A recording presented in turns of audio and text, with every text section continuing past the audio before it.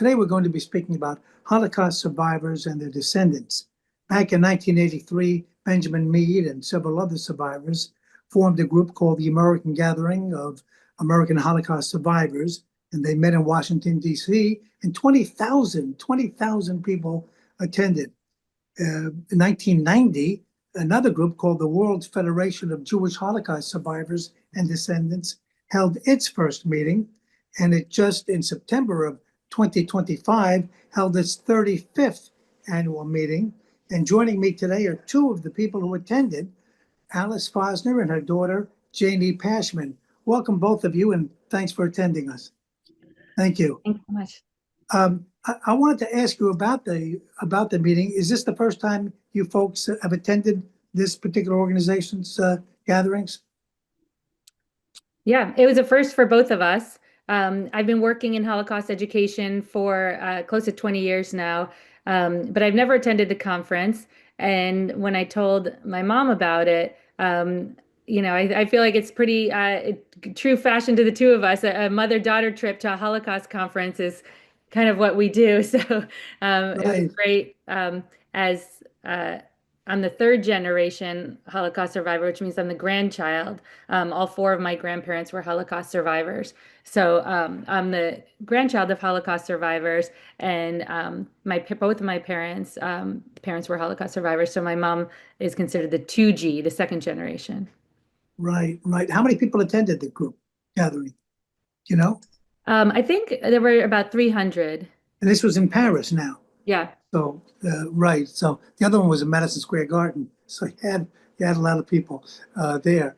And the purpose of this is to get together and to have panel discussions, and there were some lectures. Can you tell me about that?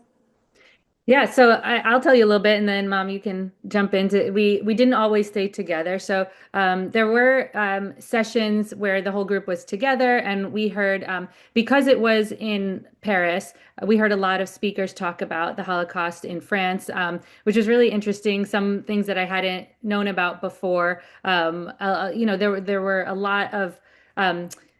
a lot of survivors from France stayed in France, which isn't typical for most European countries. So there's a large survivor population after the war. There were a lot of resistance groups in France. So we got a chance to hear a little bit about how France was, similar in some ways from other European countries, and also had unique challenges. They had unique situations for Holocaust survivors there. So they had some great speakers from museums and French Holocaust survivors. And then there were a lot of breakout sessions. And so I tended to go to the breakout sessions that were focused on the grandchildren, the 3Gs. And then my mom attended a few that were focused a little bit more for the children of survivors. But it was just a very unique and incredible group of people to be surrounded by other descendants of Holocaust survivors, that we have this shared history that really connects us all. And it's like you almost feel like this is part of your family when we meet new people. We got a chance to see, to also take a tour of Paris and see Le Marais, the French Quarter. And, and obviously right now, the situation in France with its growing anti-Semitism is not, So that was a big part of this, or a large part of it, I guess, the anti-Semitism today and what's happening. Am I right? Yeah, I don't know, Mom, they talked so much about, that was the close. So I was actually part of a closing panel where we talked about like, how are we combating anti-Semitism in our own communities? So I think they wanted to close on, what's happening now. Most of the conference was focused on the Holocaust and the stories. So Alice, did you learn anything? I don't know whether I learned anything. For me, it was a very emotional experience being surrounded, like Janie touched on it, with people, 300 people who we were like a family sharing similar past. And there was this incredible bond. The conference had people from literally all over the world, from Australia, from Israel, from UK, from really Canada, from pretty much any country in Europe, of course. And so that part was very emotional. And especially myself being part of a 2Gs, the second generation, the workshops touched more on our shared experiences growing up as children of survivors, and who some parents talked about it, some didn't. And not everybody had the same effects in the family. And for example, I personally don't get attached to things in life because of so many losses that our family had gone through. And there was some lady from Poland who said she loves stuff and she loves buying things and loves jewelry. So it affected different people in different way. The disproportionate number of people became psychologists. It was very interesting talking, and there were so many of them there. Also, there were many who just discovered being Jewish as recently as 10 years ago, whose parents tried to protect them and didn't want to raise them Jewish in the Jewish faith. So there were a lot of very emotional aspects of the conference. So some of it was focusing on the past, and like Janie mentioned, some of it was focusing on the world today, which was the amazing, most interesting panel at the end about what to do about anti-Semitism in the world today. So tell me about the people whose parents hid the fact that they were Jewish and did not raise them as Jewish. Did any of them convert? Some of them did. Some of them were hidden in monasteries and raised as Catholic. Most of the survivors today are actually people who were children, because the ones who were older, unfortunately, are either no longer alive or not able to talk or travel.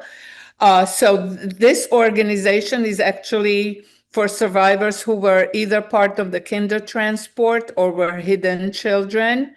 And so their experiences were, some of it based on memories, based on what they were told about the times. They couldn't remember being 3, 4, 5 years old so much. I'm told that there was a group called the Kinder Transport Association, that they were also part of this gathering. Yes, there were people from Kinder Transport. They were part of a group called OSE. That's a large group in Europe. There are a lot of, and there is a specific hidden children organization that I didn't know existed, which in that group, I discovered a friend from my old hometown who was one of those hidden children, who I didn't know growing up at all. She also did not grow up active in the Jewish life. Where were you from? I'm from former Czechoslovakia, from eastern part, which is now Slovakia, where there seems to be a rebirth of Jewish life. They are trying. But just like in the former Soviet Union, because so many generations grew up without any real faith and any rituals being observed, it's a very different dynamic of returning and learning about Judaism. So there are really many who grew up not knowing they were Jewish. They were raised, especially under the communist regime, as atheists. And so they really didn't know, and they are discovering it now, finding prayer books at home from great-grandparents and things like that. So Wow. there was a gentleman from Poland who was attending with his mom, who only found out 10 years ago that he was Jewish, and his mom was there. And I looked at her and I said, "But you are Jewish, right?" She says, "Yeah, but I did not live Jewishly, and I didn't want my children to know they were Jewish." So it's Does she different. practice today? Now she's returning, and her son is learning about Judaism. But imagine discovering in your 40s, it's Well, hard. I understand that this is quite prevalent throughout Europe, I guess. Yeah, where people did not know that they were Jewish. Yeah. So I actually took a 3G trip to Poland in May, and we visited the JCC in Krakow and Warsaw, and that was a big topic of discussion for us, that so many young people are coming in, and they like, they were kind of making a joke out of it. They're like, grandma died, and on her deathbed, she's like, by the way, you're Jewish. And then these young people are coming in and saying, I just found out that I'm Jewish. What does that mean? What do I do? And so, yeah, just like my mom said, that because of communism, that really made people even less likely to talk about their religion and their Judaism. So yeah, I think that a lot of younger people now who are just finding out that they have Jewish ancestry, and they want to know more and want to know what that means and what do they do. And it was interesting because some of them were just finding out a few years ago. They're going to the JCC and taking classes on Judaism. They know more about Judaism than probably a lot of people who grew up with it. Right. You also gave a presentation At the conference, yes. Yeah, talk about that. So the last session, they had wanted to talk about, so like I said, almost all of the sessions, this was over about 2.5 days, were focused on Holocaust and trauma and the history. So obviously now we're seeing anti-Semitism at alarmingly high rates. So they brought together a panel of people from different countries on what we are doing in our local communities. So I currently am the director of Holocaust education at the Suffolk JCC on Long Island. And I work in Holocaust education, and I work with the community in a few different ways. So I was talking to them about some of the programs that I do. Right. What talked about that? First of all, are these programs well attended? Yes. So I have a few different types of programs, but I have to say, yes. So a couple of things I do is one of the most important things for me is to be a part of coalitions and partnerships. So partnerships with Jewish organizations on Long Island and partnerships with non-Jewish organizations on Long Island. This helps expand our reach in various ways. And I have to say I have some really great partners that we work with. My focus is working with schools. So so when I ask for help in reaching out and marketing our material, that's where my relationships are mostly with public schools and some private schools across Long Island. My programs are for teens generally. So so a couple of things that we talk to schools about is just the issues that we're seeing in schools often are situations of maybe swastikas, and the schools want to know how to handle situations of swastikas, and then also situations of biased curriculum. So so those are two things that we're focused on. A lot of the teachers don't have the resources that they need, and they, so providing professional development for teachers.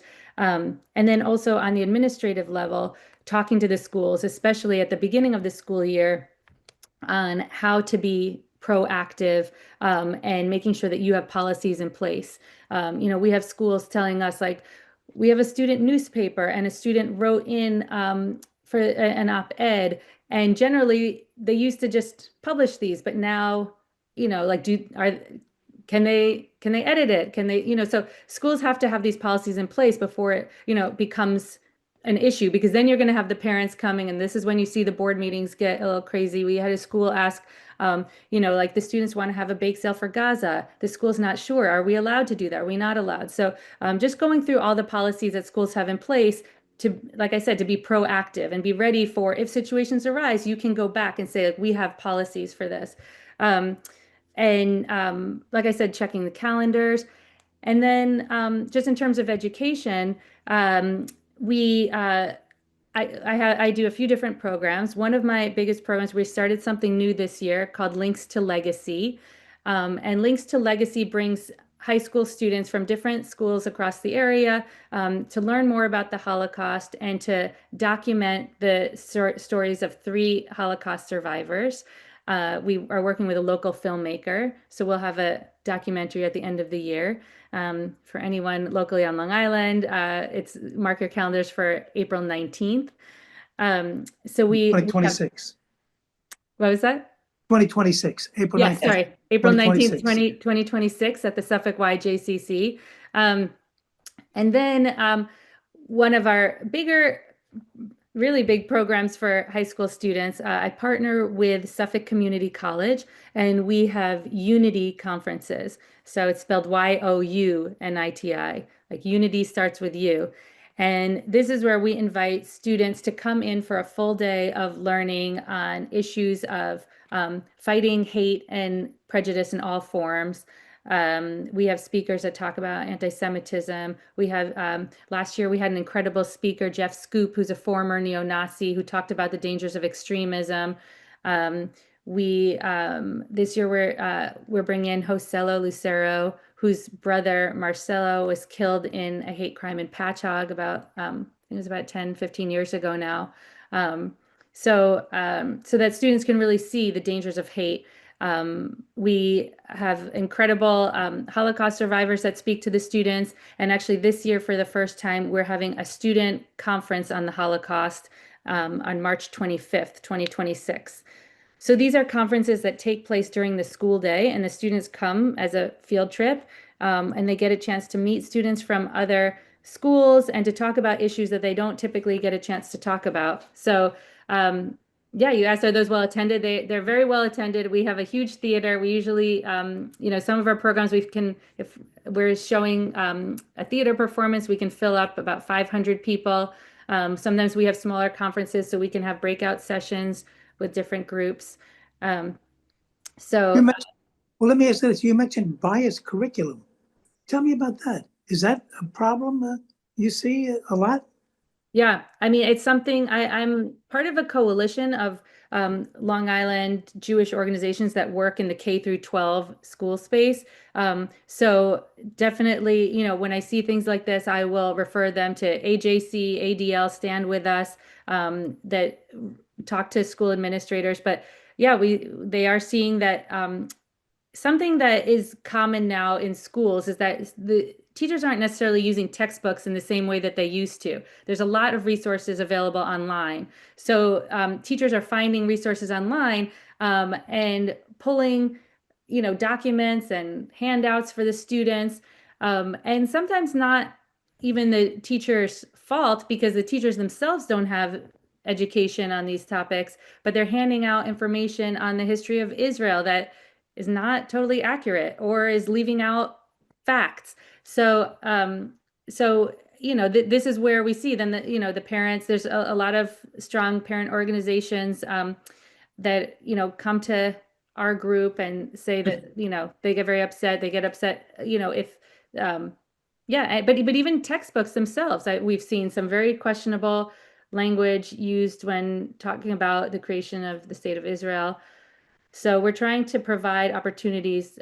Actually, this year we partnered with Nassau Tract Center, and we have 5 series of professional development opportunities for teachers that help them learn more and because to be honest, a lot of teachers, I don't necessarily blame them. They're kind of scared to tackle this subject because it's so nuanced and complicated and complex that if they get something wrong, they're worried about it. So we want to make sure that the teachers themselves have confidence to teach about the creation of the state of Israel, about Judaism, about the current conflict, so that they can discuss it with their students. Alice, I mentioned the kinder transport before, but I neglected to explain what it is. Can you talk about that, Alice? What the kinder transport is? Well, the kinder transport was an incredibly amazing idea. I think it was started by Sir Nicholas Minton in England, who was at the time in Prague, I believe, when the horrendous plans for the Jews started to become known. And I still don't fathom how parents were brave enough to do this, but he was able to find families in England who volunteered to take children from the parts of Europe that were going to be under German occupation to bring their children to safety for a time being. And so they put the kids on airplanes and on trains, yeah. Well, then they got to get up to England. Right. They take them by boat. And then by boat. The last trek was by boat, and children as young as 3-4 years old and older were just put on these trains and went. And there were some actually attending the conference who lived part of their lives in England. Janie had some of her survivors, who I think one gentleman who also was part of the kinder transport with his brother. Yeah, we have a few. I just want to clarify because there were two programs. So actually, Sir Nicholas Winton started this program just before the start of the war to get children out of areas around Prague and Czechoslovakia. Then during the war, the kinder transport was an official British government program. That was happening even during the war. But it was a similar type thing, like, right, like just children under 17. Do we know how many children came out in all the transports? I've never seen a number, but it was a lot of them. Yeah, thousands. Yes, yeah. And some were reunited with their parents. Some were never reunited back with their parents, but yeah. Right, parents never survived. So, right, and they just put them on the trains and said, you know, we'll see you. And right, yeah, that was they say that started in '39 because that was they realized what was happening, and right. So just to bring it back to what Janie was talking about, the anti-Semitism and about the closing plenary at this conference, that there were speakers from UK and Belgium and Germany and telling stories of doom and gloom and saying horrendous statistics of anti-Semitic incidents. And Janie was the last speaker. And I have to say, of course, I'm talking as a proud mom, but she actually presented a lot of the programs that she is doing in her community, and that there are things that we can and should be doing on a local level, because we can only do things on a local level. We are not parts of a bigger, on a higher level, but she spoke so well, and it was great to leave the conference on a hopeful note. Right. Janie, you want to talk about that a little bit? Yeah, actually, so thanks, Mom. Of course, you know, my mom thinks my part was the best. I mean, it was interesting to hear the statistics. I was the only one speaking from the US. So I mean, honestly, the situation in Europe is really bad. So it was hard to hear the statistics. A lot of people thinking about leaving their homes, you know, in 2025 to think that this is happening again, that they may not feel safe in Europe. Interesting that they held it in France, where French Jews are thinking of and actually are moving to Israel. Yeah. Did they talk about that? The fact that that's happening a lot there? Yeah. I mean, individually, we talked to some people who were saying like, it's not, you know, it's not a great place to be. So I think they're in that situation that many Jews might have been in the 30s, like trying to think like what to do. So yeah, so you know, but for me, I feel like my mom was saying, you know, we had talked about that there's so many huge issues going on in the world, and it's hard for me to tackle them. And I'm sure there's people who are smarter than I am who are trying to tackle these issues. So what I am trying to do is just work in my local community to make, this is where I feel like I can make a change. And I feel like if we all just try and make our own communities a little bit better, that's, you know, that's what I can do. One other quick program I wanted to tell you, one of my favorite things to do. I'm the Long Island Regional Coordinator of 3GNY, so the group of grandchildren of Holocaust survivors, and we have a group that are trained to go into classrooms and tell our grandparents' stories. So we feel that this is the future of telling individual stories about the Holocaust, as there are fewer survivors who are able to speak. You know, I love it. It's I think I spoke in about 15 or 16 classrooms last year, or in assembly programs, and I just come in and I tell a story about my grandmother. And the kids have a lot of questions and they're very interested. So we have about 20 3Gs on Long Island, and we go into classrooms, we tell our grandparents' stories, and then we also provide meetings and opportunities for the grandchildren of Holocaust survivors just to get together socially, talk about ways we could support Holocaust education on Long Island. And, you know, we talk about intergenerational trauma.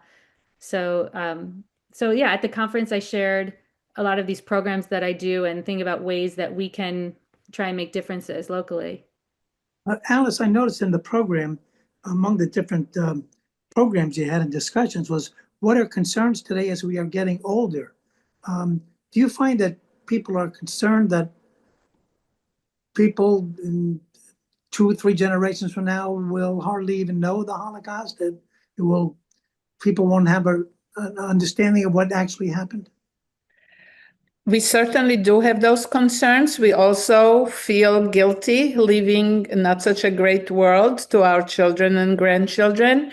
But I feel very hopeful watching the group that Janie is part of, the 3Gs and many others, who are really committed to not let this become forgotten history.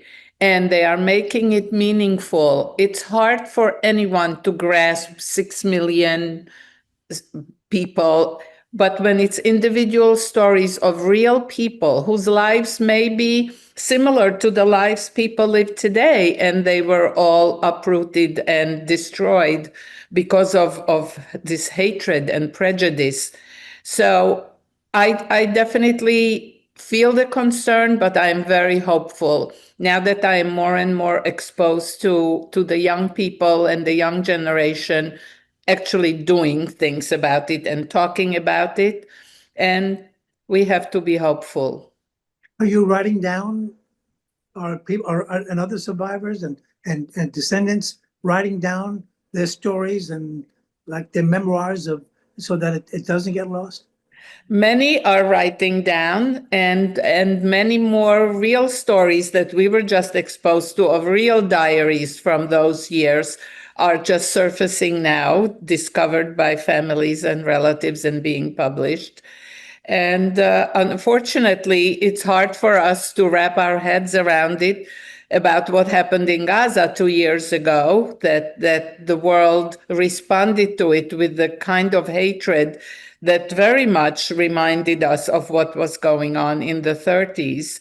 So it's even more, we feel even more pressure to do something about it. And if nothing else, I don't know what else is left except education and teaching coexistence and understanding. And I think we have our work cut out, even among the Jewish community itself, where many of Jewish young people do not know our own history. Right. Well, it's been a fast half hour. I thank you very much, Alice Fossner, Janie Pashman, talking about the Holocaust and the conference that was just held in Paris. Thank you. The next conference will be in Philadelphia in October of 2026, so easier to attend. Thanks for having us. Good. Thanks so much for having us. Thank you very much for joining us. And this has been Jewish Life. My name is Stewart Ain. Until next week, have a good one.